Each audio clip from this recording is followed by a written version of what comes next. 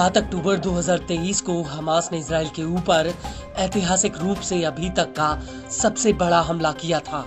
लेकिन इसके बाद इजरायली सेना ने गाजा पर जमीनी हमला कर दिया था। आईडीएफ ने हमास को मिटाने के लिए गाजा में अपनी पूरी ताकत झोंक दी थी। इजराइल की सैकड़ों बटालियन गाजा के अलग अलग हिस्सों में हमास से लड़ रही हैं और अब इस युद्ध को 15 महीने हो गए हैं, लेकिन इसके बावजूद आईडीएफ हमास का सफाया नहीं कर पाई, बल्कि हमास ने उन इलाकों में फिर से वापसी की है जहां पर आईडीएफ ने हमास के सफाये की बात कही थी। चाहे वो खान यूनिस हो या फिर जबालिया या फिर राफा, गाजा के हर कोने में बड़ी ही मजबूती से इजरायली फौज का सामना कर रहे हैं। और अब तो इजरायली सेना ने भी मान लिया है कि गाजा में हमास को सिर्फ सैन्य ताकत से हराना नामुमकिन है। दरअसल आईडीएफ ने माना है कि गाजा के बेत हनून में हमास की सैन्य ताकत में कोई कमी नहीं आई है। उल्टा पिछले दिनों में इस इलाके में आईडीएफ के 16 सैनिक मारे गए हैं। इसको लेकर Israeli news agency Israel Hayom ने न्यूज एजेंसी अनादोलू के हवाले से कहा कि 13 जनवरी 2024 को बेत हनून में आईडीएफ के 5 जवानों की जान चली गई। इसके अलावा 10 अन्य जवान एक हफ्ते के भीतर इसी इलाके में मारे गए।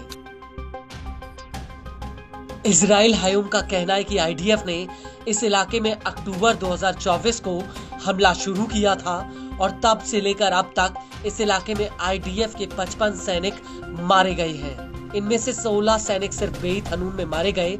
वहीं 13 जनवरी 2025 को इजरायली मीडिया ने खबर दी थी कि बेत हनून में एक आईईडी ब्लास्ट में 5 सैनिक मारे गए और 8 जवान गंभीर रूप से घायल हुए हैं। बेत हनून को लेकर आईडीएफ के एक अधिकारी ने इजराइल हायोम से कहा कि अक्टूबर 2023 में जब आईडीएफ ने बेत हनून पर हमला किया था तो उस वक्त आईडीएफ ने इस इलाके में भीषण बमबारी की थी, जिसकी वजह से शहर का ज्यादातर हिस्सा तबाह हो गया था। इस दौरान यहाँ सिर्फ एक सैनिक की मौत हुई थी और कुछ सैनिक घायल हुए थे।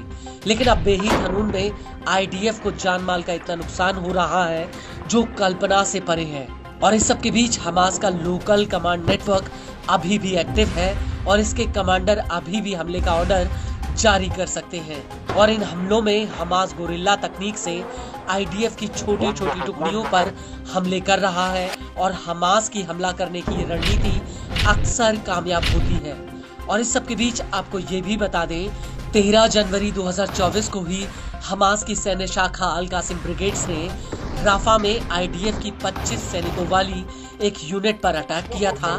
यह हमला शबूरा कैंप में हुआ था जो दक्षिणी गाजा के केंद्रीय राफा में है।